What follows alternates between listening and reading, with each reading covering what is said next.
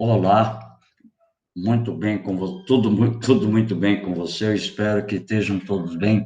Nós vamos começar hoje uma revisão para o passe da UFMS, tá ok? Vamos fazer alguma revisão geral, vamos fazer alguns exercícios acerca da revisão para o passe da UFMS, certo? E qualquer dúvida, qualquer questionamento que você tenha, você pode entrar em contato comigo pelo privado no grupo do WhatsApp, tá ok? Você pode pegar o número do meu telefone e entrar em contato com o privado comigo, sem nenhuma possibilidade de a gente suprimir qualquer informação. Então, se você tiver alguma dúvida a respeito do passe de introdução à filosofia, você pode entrar em contato diretamente com o professor pelo privado no grupo pode pegar meu telefone pelo grupo do WhatsApp e entrar em contato direto comigo, certo? A respeito dos conteúdos do passe da UFMS 2020 e 2021. Primeiro que vamos ter que fazer uma abordagem do pensamento chamado da filosofia antiga, da transição do mito ao logos. O que nós temos que saber de tão importante antes de nós começarmos a resolução do nosso exercício? É o seguinte, o mito é a primeira forma, a primeira tentativa de se explicar a origem de todas as coisas, a origem do mundo, a origem do cosmos, ok?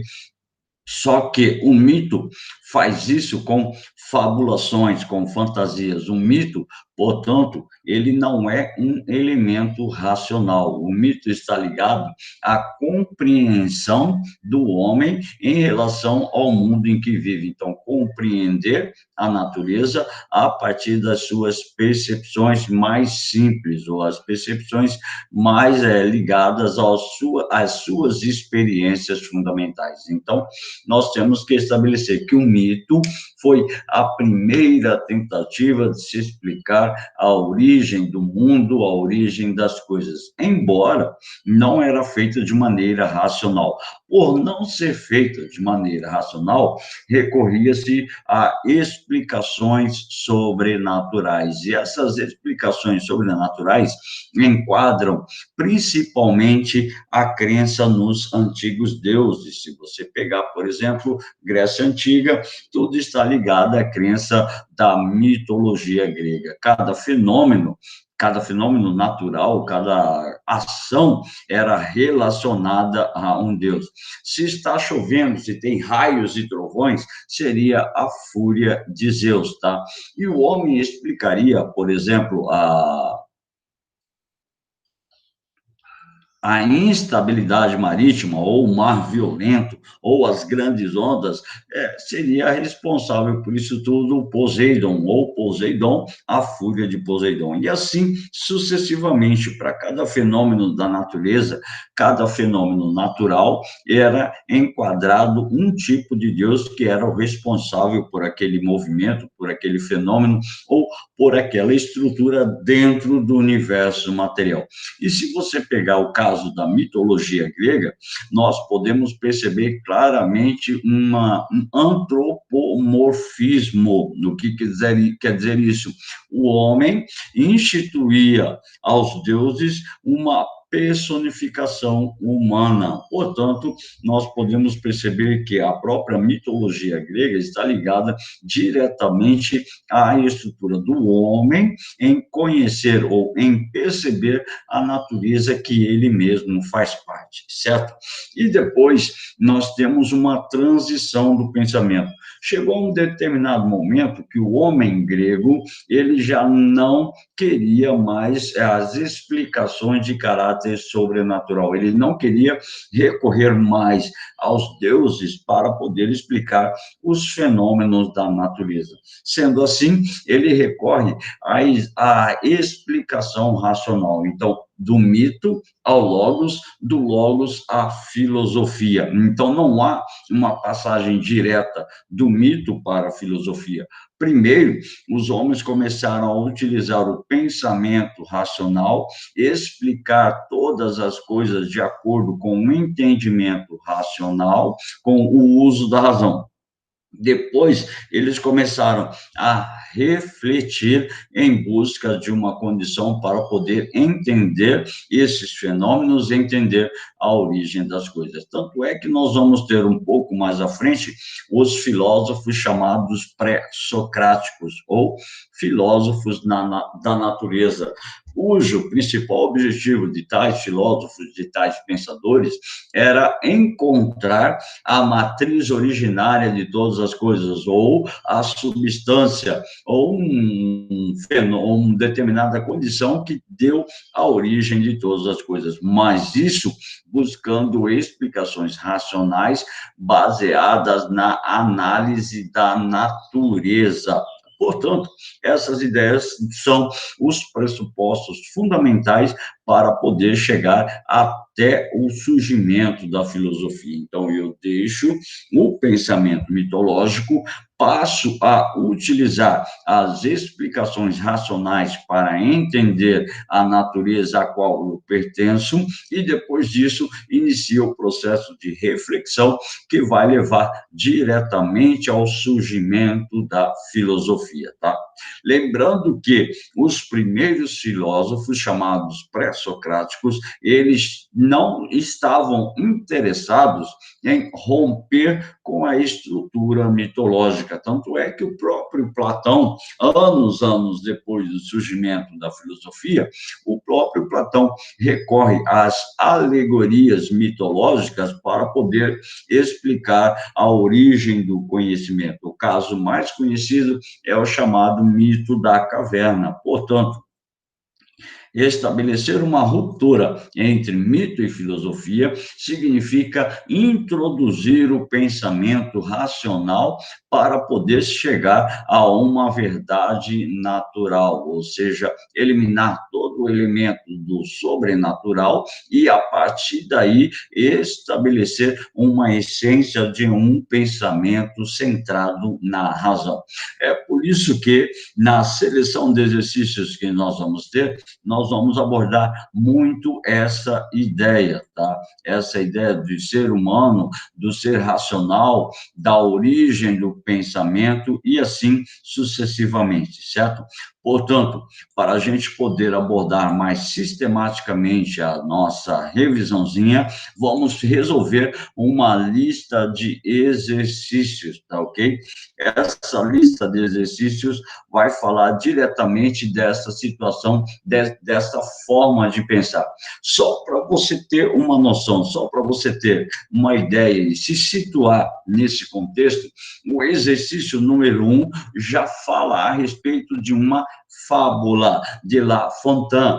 Tá? Esta fábula é uma tentativa de explicar uma ação ou uma condição de existência no mundo. Portanto, o homem grego recorria a fábulas, recorria a alegorias, recorria a elementos fantasiosos para poder explicar a origem de todas as coisas, certo? Ou explicar um fato ou fenômeno que acontece no mundo ou na própria natureza.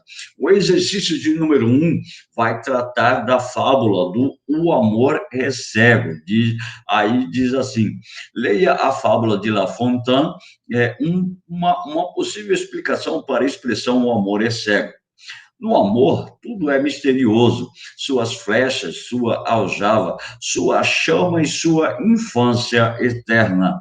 Mas por que o amor é cego?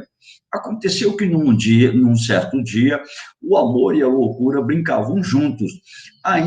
Aquele ainda não era cego, portanto, o amor e a loucura brincavam e o amor ainda não era cego. Surgiu entre eles um desentendimento qualquer.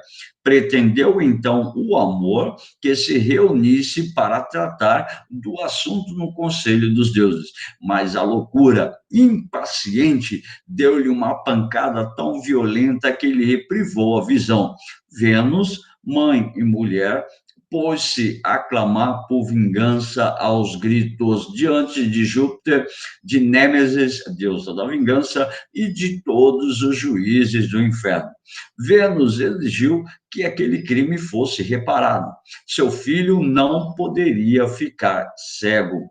Depois de estudar detalhadamente o caso, a sentença do Supremo Tribunal Celeste consistiu em declarar a loucura a servir de guia para o amor, ou de guia ao amor.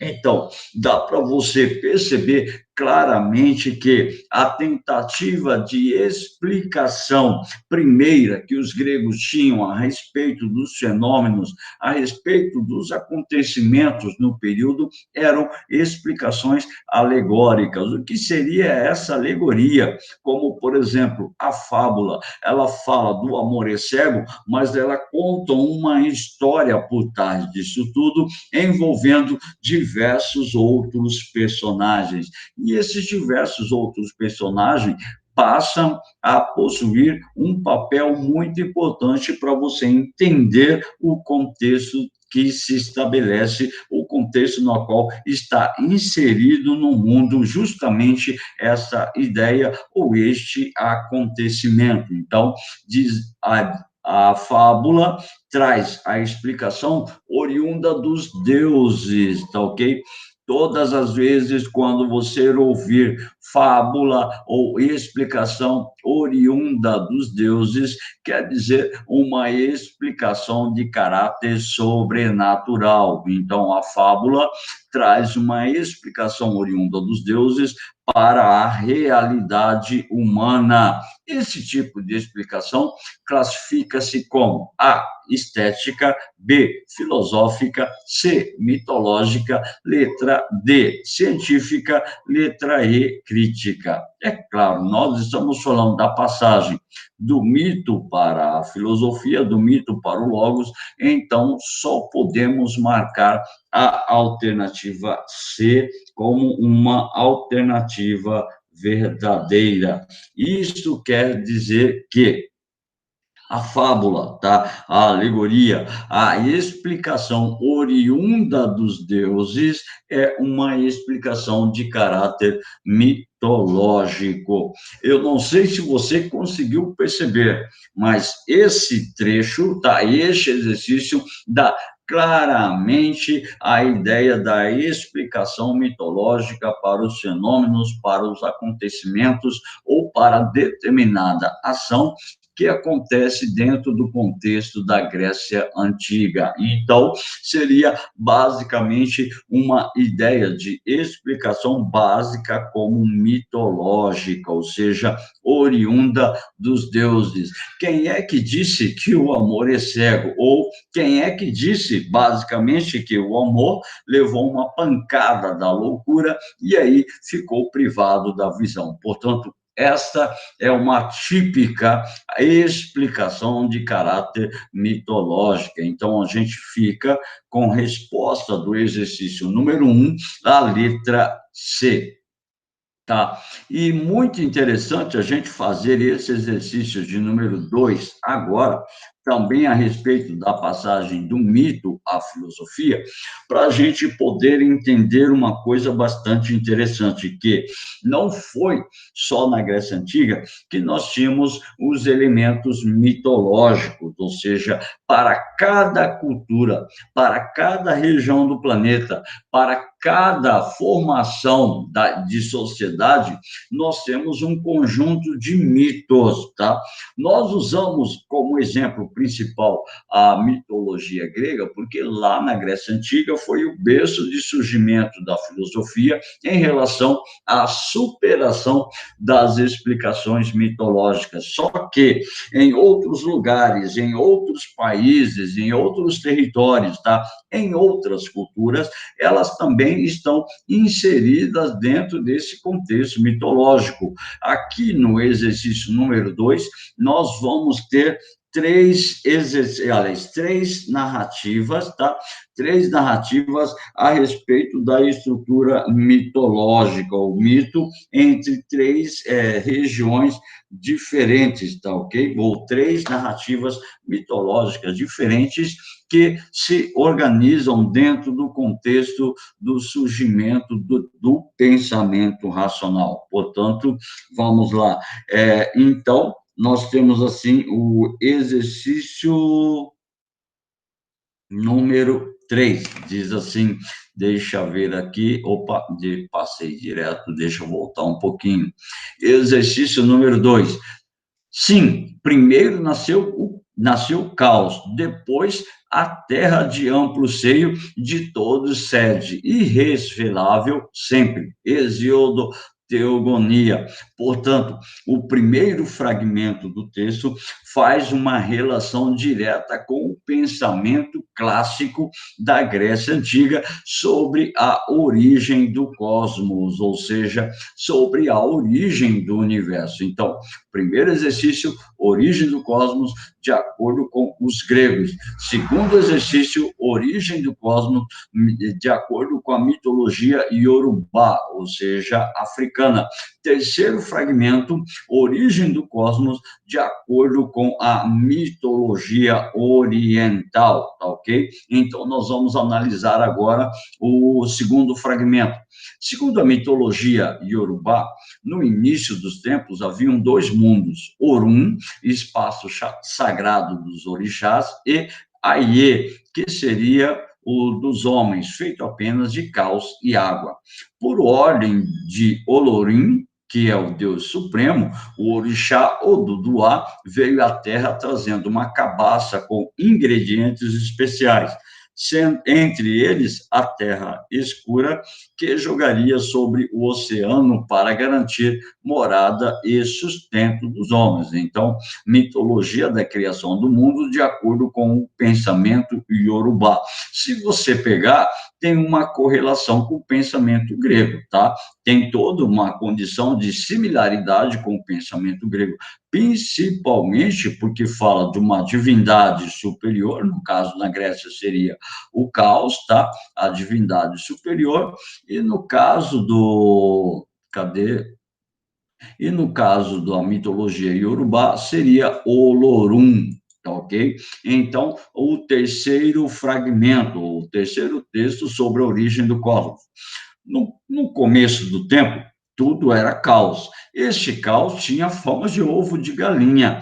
Dentro do ovo estavam yin e yang, tá ok? Para a gente poder perceber a mitologia oriental sobre a origem do cosmos. As duas forças opostas que compõem o universo, Yin e Yang, são escuridão e luz, feminino e masculino, frio e calor, seco e molhado. Então, deu para você perceber claramente que, para cada cultura, para cada estrutura mitológica, nós teríamos um Deus superior, tá? Relacionado diretamente com a criação do cosmos. Com base no texto e nos conhecimentos sobre a passagem do mito para o logos na filosofia, considere as afirmativas a seguir. 1.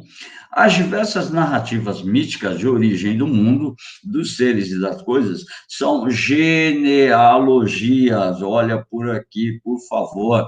Genealogias são elementos que marcam a origem do cosmos, a origem de todas as coisas, tá? Que concebem o nascimento ordenado dos seres. São discursos que buscam o princípio de causa que ordena tudo que existe. Então, como verdadeira esta afirmação, nós podemos marcar. Então, todas as culturas, as diversas narrativas míticas sobre a origem do mundo são genealogias, são formas de explicar como tudo aconteceu, ou como tudo surgiu. 2. Os mitos representam um relato de algo fabuloso, correto, que afirmam ter ocorrido num passado remoto e impreciso. Em geral, grandes feitos apresentados como fundamento do começo de história de dada comunidade, correto também. Portanto, os mitos, eles existem, mas você não consegue determinar a origem dele, basicamente. Você não consegue determinar, tá, a estrutura cronológica de surgimento dessa estrutura, enquanto a filosofia já busca compreender essas origens de maneira racional. 3. Para Platão, a narrativa mitológica foi considerada, em certa medida, um modo de expressar determinadas verdades que fogem ao raciocínio, sendo com frequência algo mais do que uma opinião provável ao exprimir o vir a ser, ou seja, ao exprimir a mudança no universo, a mudança no cosmos. Portanto, marca também a alternativa 3 como verdadeira. Portanto, para Platão, a narrativa mitológica foi, em primeira instância, a primeira maneira de se entender ou de buscar se explicar essas verdades que fogem ao raciocínio, porque nós temos coisas até hoje que a ciência ou o raciocínio lógico não é capaz de estabelecer uma explicação racional acerca dessas abordagens. Portanto, os elementos estão centrados basicamente também nessas explicações mitológicas. Então, 1, 2, 3, verdadeiro. 4, quando tomado como um relato alegórico, o mito é reduzido a um conto fictício, desprovido de qualquer correspondência com algum tipo de acontecimento e que inexiste em relação ao real e ao narrado. Então, é uma alternativa incorreta, porque se nós já falamos que a letra 3 é verdadeira, aliás, o número 3 é verdadeiro, então, em certa medida, tem relação direta com o acontecimento, tem uma relação direta com o fato narrado, portanto, verdadeiras. Alternativas 1, 2 e 3. Portanto, a alternativa, a letra D, a gente marca como verdadeira, portanto, a alternativa letra D. Afirmativa 4, a gente marca como uma afirmação incorreta, tá ok?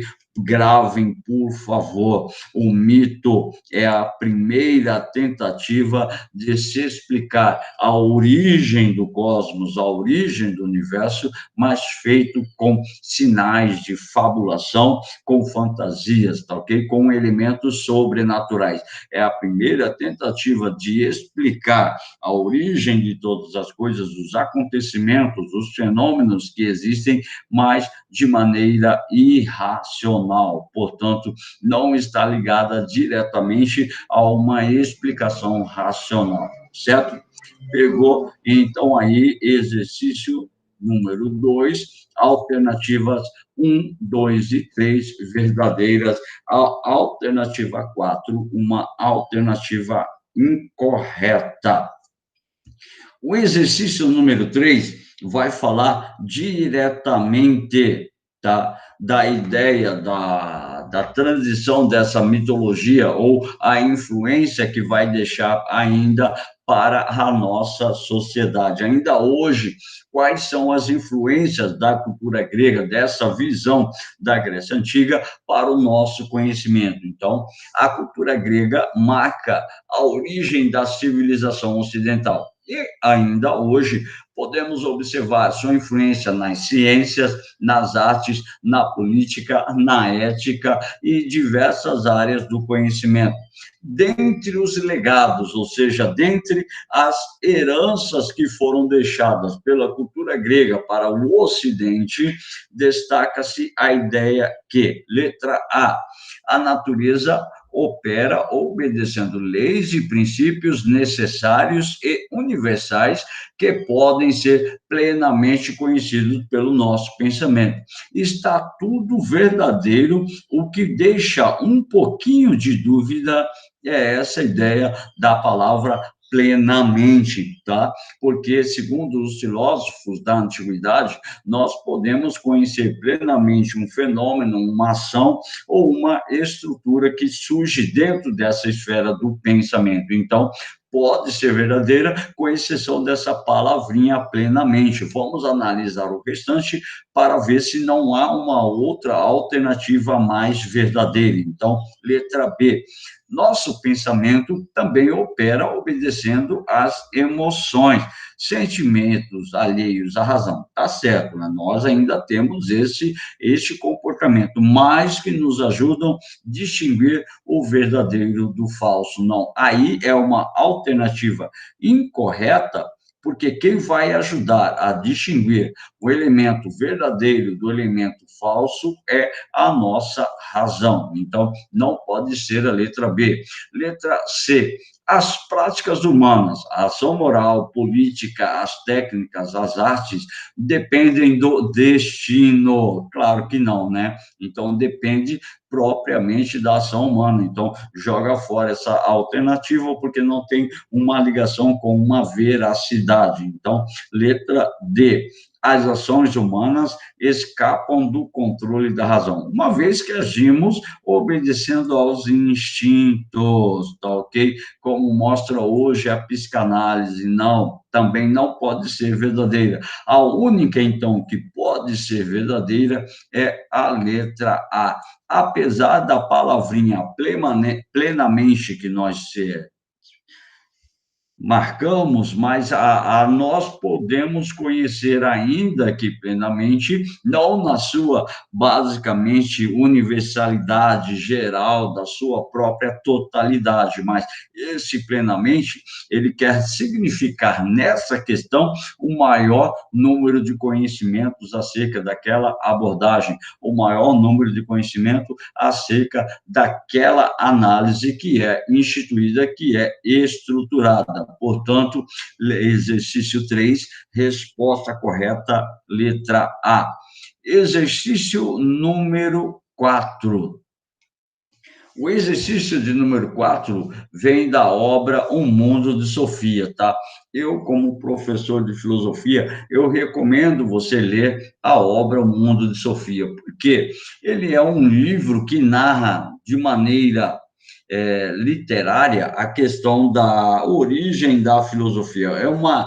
É um romance sobre a história da filosofia. Perpassa uma narrativa desde a origem do pensamento grego, desde a mitologia até o pensamento contemporâneo. Então, o autor Jostein Gaarder, ele foi muito feliz ao estabelecer essa abordagem a respeito da história da filosofia. É uma narrativa que vai passando com a personagem Sofia e ela vai aprendendo a filosofia mediante essas narrativas que são feitas desde os primórdios do surgimento da filosofia, certo? Então, é o questionamento racional, uma visão racional de busca de explicações. Então, leia o texto a seguir e responda a próxima questão. De onde vem o mundo? De onde vem o universo? Tudo que existe tem que ter um começo. Então, aí já começa, tá, uma estrutura de investigação racional acerca da origem do cosmos, acerca da origem do universo. Portanto, os gregos já se preocuparam em dar explicações a respeito da origem do cosmos, da origem do universo, mas lembre-se sempre que essas explicações eram explicações irracionais, eram explicações baseadas principalmente nas questões das fábulas, nas questões dos mitos. Aí, portanto, em algum momento, o universo também tinha que ter surgido a partir de alguma coisa. Mas se o universo, de repente, tivesse surgido de alguma coisa, então esta outra coisa também deveria ter surgido de alguma outra coisa um dia. Sofia entendeu que só tinha transferido o problema de lugar. Afinal de contas, algum dia, alguma coisa tinha que ter surgido do nada. Existe uma substância básica a partir da qual tudo é feito? Essa pergunta será respondida pelos pré-socráticos. Aí nós vamos ter, no pensamento pré-socrático, nós vamos ter Tales de Mileto, assumindo a ideia de que este princípio seria a água. Aí vem Heráclito, o princípio é o fogo, Anaxímenes, o princípio é o ar, e assim sucessivamente. Cadê? A grande questão para os primeiros filósofos, no caso dos pré-socráticos, não era saber como tudo surgiu do nada. O que instigava era saber como a água podia transformar em peixes vivos ou como a terra sem vida podia se transformar em árvores frondosas ou flores multicoloridas. Então, esse exercício já mostra a necessidade que o homem grego tinha de explicar a origem das coisas de maneira racional. Com base no texto e nos conhecimentos sobre o surgimento da filosofia, assinale a alternativa correta. Portanto, vamos lá. Com base no. Aliás, os pensadores pré-socráticos explicavam os fenômenos e a transformação da natureza e por que a vida é, tendo como limitador e princípio a verdade irrefutável, as histórias acerca do mundo dos deuses. Não, estava tudo certo, exceto quando ele fala a respeito acerca do mundo dos deuses. Então, como se os primeiros filósofos recorressem às explicações mitológicas. Não, não é. Então, as histórias contadas acerca do mundo dos deuses são histórias mitológicas, portanto, não pode considerar como verdadeira. Letra B. Os primeiros filósofos da natureza tinham a convicção de que havia uma substância básica. Eu vou abrir um parêntese aqui para colocar uma informação que você já tem, mas não pode esquecer, certo? Para os filósofos pré-socráticos, o princípio originário de todas as coisas era o chamado arqué. Você não pode esquecer essa palavrinha. Então, para os gregos, o princípio de origem de todas as coisas era o arqué, uma causa oculta que estava por trás de todas as transformações da natureza e, a partir da observação, buscavam descobrir leis naturais que fossem eternas. Portanto, o arqué é o princípio racional de origem de todas as coisas. Aí vai variar de filósofo para filósofo. Vai ser a água, vai ser o número, vai ser o fogo, vai ser o ar, vai ser o átomo, e assim sucessivamente. Portanto, a letra B pode ser a resposta verdadeira. Vamos analisar a letra C. Deixa eu marcar aqui e qualquer coisa a gente apaga.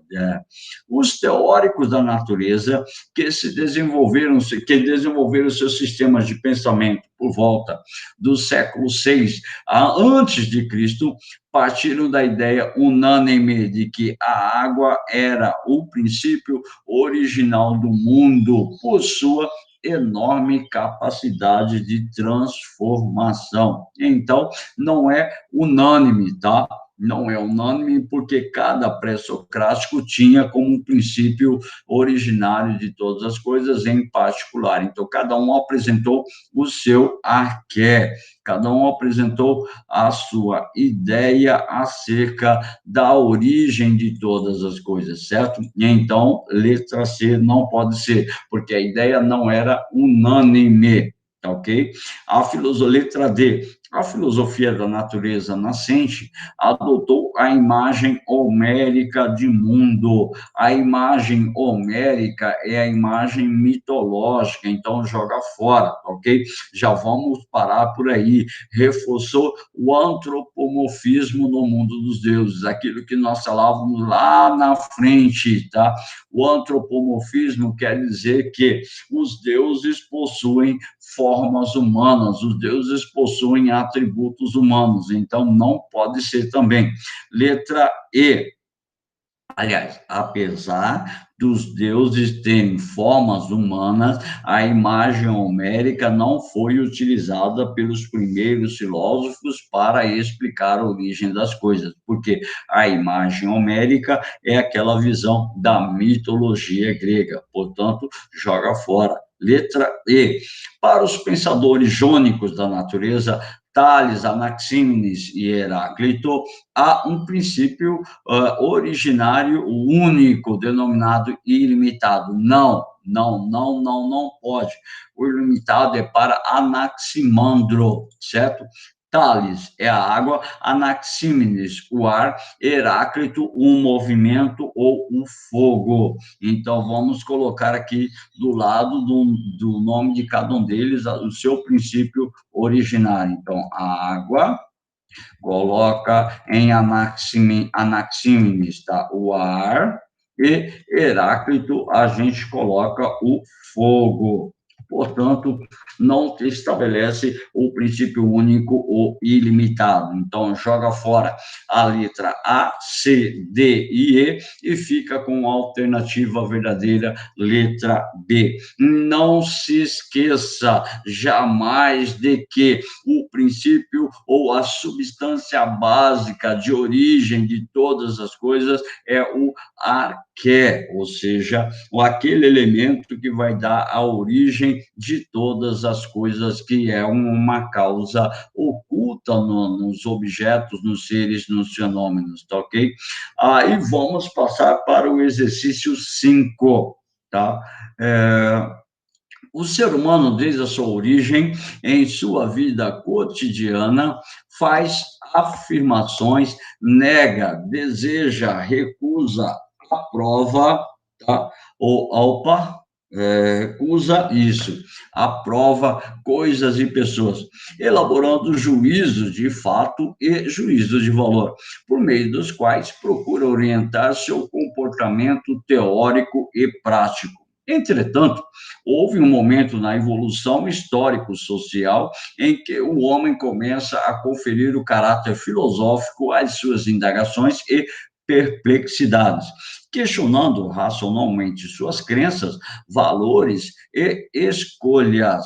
Nesse sentido, pode-se afirmar que a filosofia, letra A, é algo inerente ao ser humano desde a sua origem, que, por meio da elaboração de sentimentos e das percepções e dos anseios humanos, procura consolidar nossas crenças e opiniões. Primeiro que o seguinte, tá?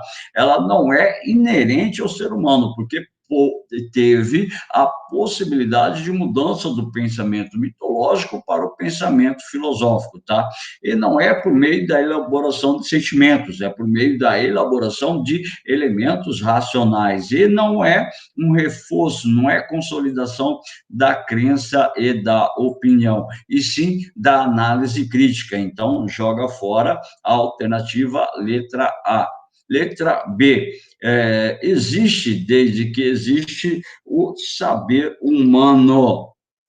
Existe, não havendo um local ou uma época específica para o seu nascimento. Então, joga fora, vamos jogar fora, porque todos nós sabemos que o local de surgimento da filosofia é na Grécia Antiga, e nós sabemos também que por volta do século 6 a.C., ela nasce no pensamento grego. Então, joga fora.